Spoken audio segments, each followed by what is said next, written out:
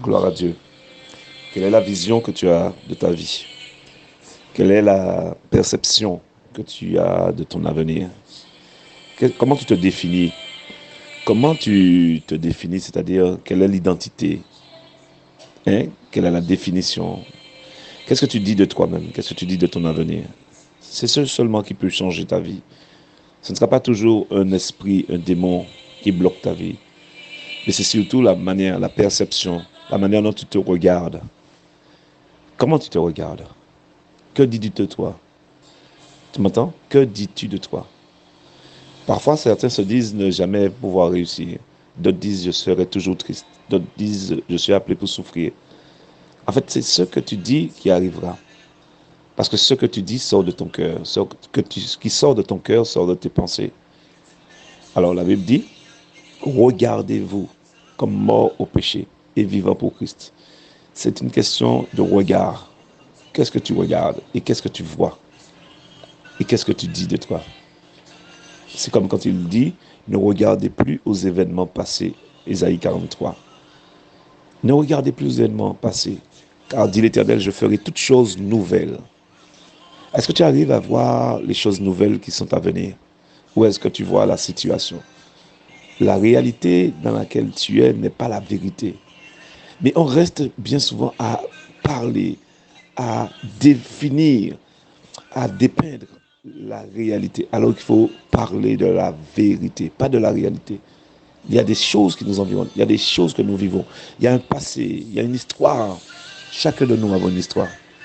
Mais c'est ce que tu dis qui arrivera.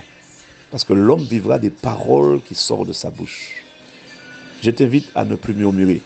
Je t'invite à ne plus parler négativement de toi. Je t'invite à ne pas te définir par rapport à ton passé, par rapport à ton histoire. Même quand tu as à rougir de ce passé, parle, confesse, déclare, confesse, proclame, prophétise sur ta vie.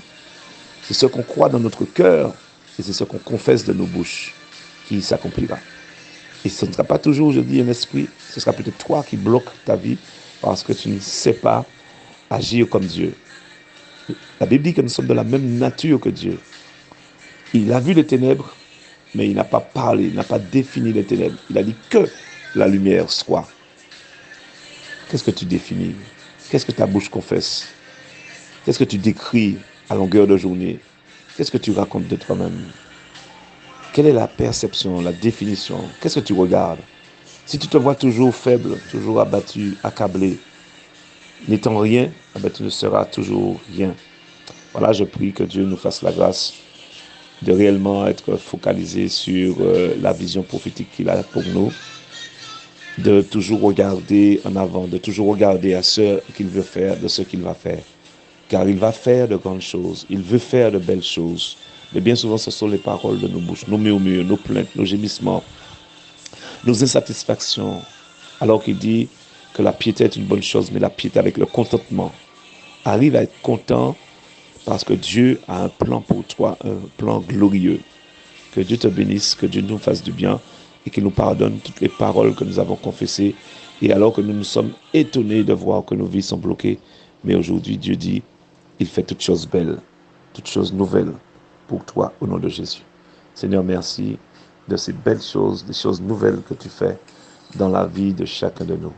Pour tout ce que tu es et que tu fais, je te dis merci et que ta paix qui surpasse toute intelligence garde nos cœurs et nos pensées en Jésus.